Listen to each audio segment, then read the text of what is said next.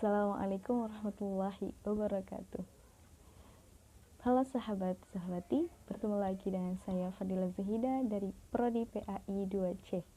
Di sini saya akan memenuhi tugas ilmu pengetahuan Islam yang dihimpun oleh Bapak Agus Salim Hamidi dengan tema pencegahan kekerasan terhadap anak sebagai modal pemenuhan hak dasar pendidikan yang disusun oleh Muhammad Mahbub, Program Studi Pendidikan Agama Islam IAIN Komarudin Gresik, Jurnal Ilmu Pendidikan Islam Vol 18 nomor 2 Desember 2020. Dalam Undang-Undang nomor 23 tahun 2020 tentang perlindungan anak dijelaskan bahwa yang sementara yang dimaksud dengan hak anak adalah semua kebutuhan dasar anak yang harus dihormati, dilindungi, dan dipenuhi.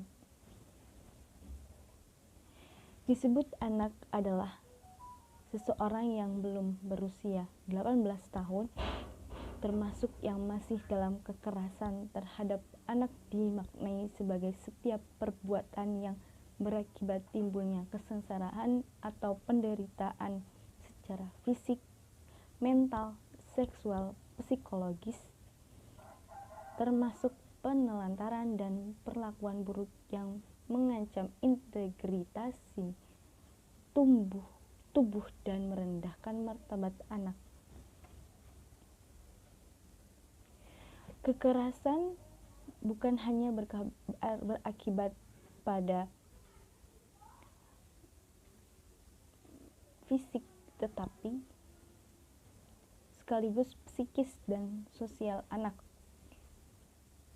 Ini menandakan bahwa pelayanan terhadap hak anak yang kurang maksimal oleh orang tua.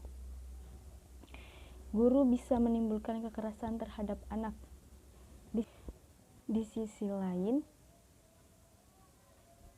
pendidikan dasar merupakan wujud dan implementasi terhadap hak-hak dasar anak. Pengawasan terhadap proses belajar, penjadwalan waktu belajar, pemenuhan kebutuhan proses belajar anak, serta bantuan terhadap kesulitan belajar anak adalah bagian dari kewajiban yang harus dipenuhi orang tua terhadap hak dasar pendidikan anak. Bagian dari kewajiban yang harus dipenuhi orang tua terhadap hak dasar pendidikan anak, pemenuhan kewajiban orang tua terhadap proses belajar anak tidak diukur oleh seberapa besar pemenuhan finansial yang diberikan, tetapi lebih pada perhatian dan pertolongan terhadap kesulitan belajar anak. Berikut adalah kelompok beberapa hak-hak anak, di antaranya hak hidup, hak tumbuh kembang, hak perlindungan, hak partisipasi. Hak hidup di antaranya meliputi hak atas hidup dan kebutuhan dasar untuk keberlangsungan hidup anak, sebagaimana contohnya mendapatkan ASI eksklusif, imunisasi, makanan bergizi, perawatan kesehatan, tempat tinggal yang layak. Hak tumbuh kembang adalah hak untuk mengembangkan potensi secara penuh, mendapatkan pendidikan termasuk pendidikan usia dini, kasih sayang, motivasi, rekreasi, kegiatan untuk mengembangkan minat dan keterampilan.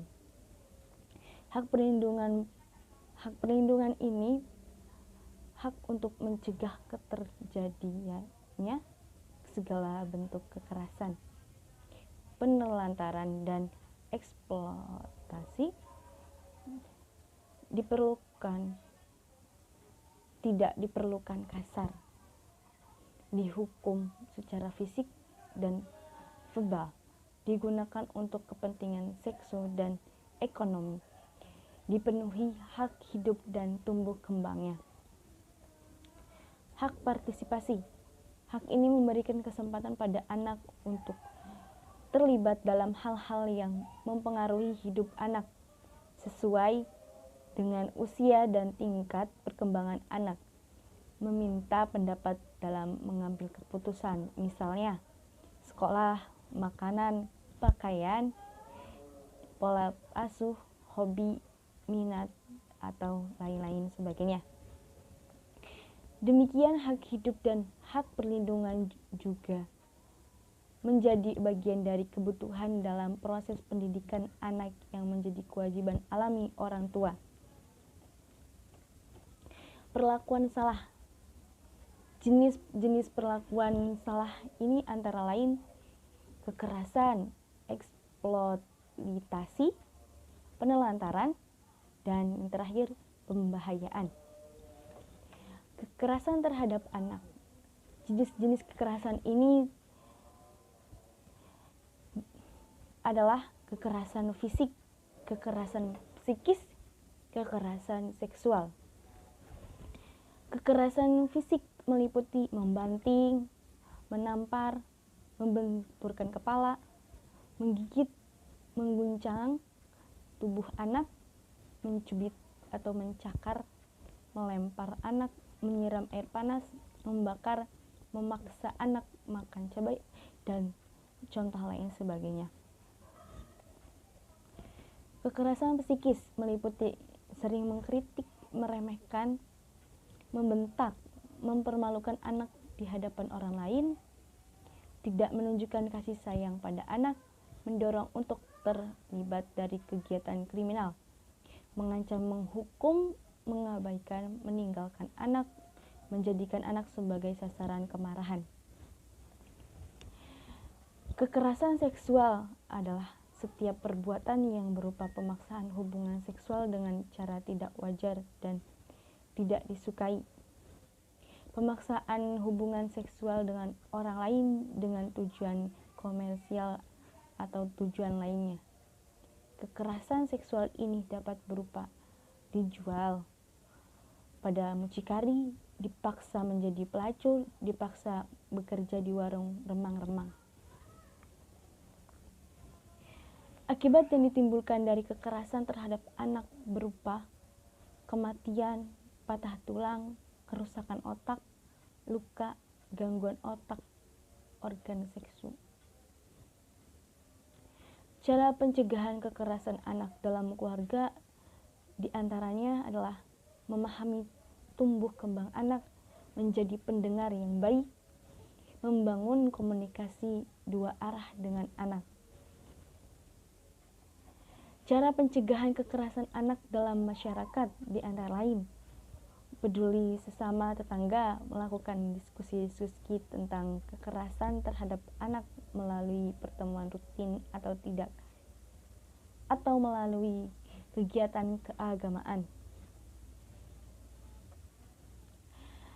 Mengenali lembaga-lembaga perlindungan anak dan bagaimana cara mengaksesnya. Melapor ke lembaga perlindungan anak atau aparat setempat jika ada dugaan terjadi kekerasan pada anak.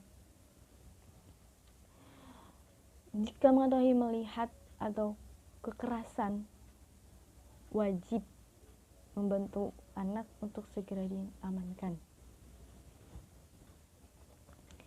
Kekerasan terhadap anak istimewa.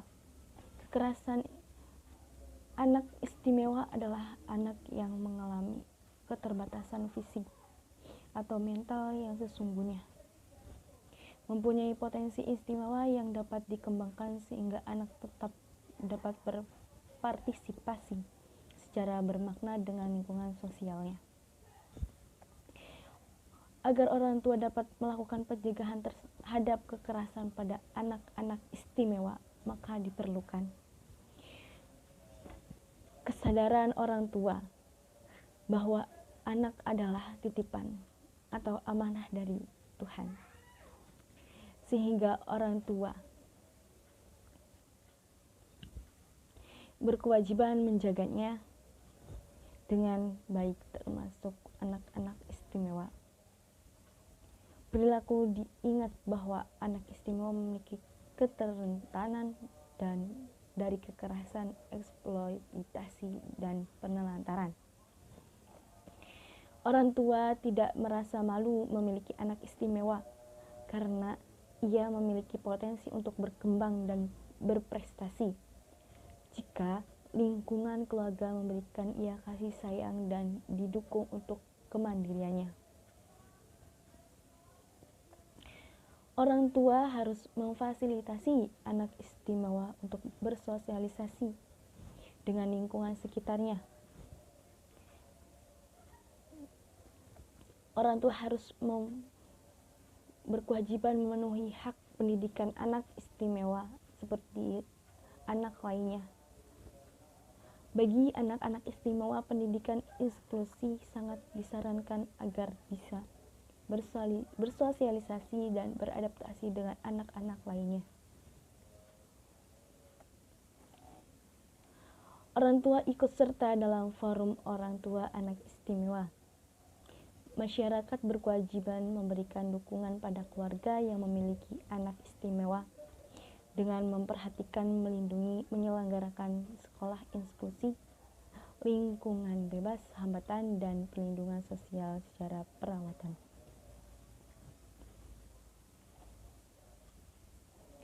Adanya anggapan stigma negatif mengenai keterbatasan atau kecacatan yang dialaminya sehingga orang tua merasa malu mempunyai anak istimewa. Faktor-faktor kekerasan terhadap anak istimewa terjadi. Adanya anggapan stigma negatif mengenai keterbatasan atau kecacatan yang dialaminya sehingga orang tua merasa malu mempunyai anak istimewa. Masyarakat berkewajiban memberikan dukungan pada keluarga yang memiliki anak istimewa dengan melindunginya, menyelenggarakan sekolah inklusi, lingkungan bebas hambatan, dan perlindungan sosial serta perawatan. Di samping cara pencegahan kekerasan terhadap anak sebagaimana diuraikan di atas, orang tua dan guru harus mampu memahami anak. Dilihat dari sisi psikologisnya, mengingat tiap anak memiliki latar belakang yang berbeda-beda serta tingkat kedewasaan yang berbeda-beda pula. Pemahaman orang tua dan guru tentang hak-hak dasar anak sebagian sudah baik. Namun demikian ada sebagian yang kurang memahaminya dan bahkan tidak paham tentang hak-hak dasar anak. Sebagian besar orang tua dan guru menyadari akibat dari perlakuan salah terhadap anak, namun demikian mereka kurang mengetahui secara detail perlakuan apa saja yang masuk kategori salah dan kekerasan terhadap anak-anak. Sebagian besar orang tua telah menyadari arti penting menghindari kekerasan pada anaknya. Hal ini disebabkan oleh peningkatan pemahaman mereka terhadap kekerasan anak, jenis dan cara pencegahannya, serta akibat langsung yang akan dialami oleh anak. Orang pihak perlunya didukung semua anggota keluarga dan masyarakat serta kesadaran perilaku salah pada generasi sebelumnya. Perilaku yang salah pada anak dalam pemenuhan kewajiban orang tua dan guru dalam pembelajarannya akan berpengaruh negatif pada tumbuh kembang si anak tersebut.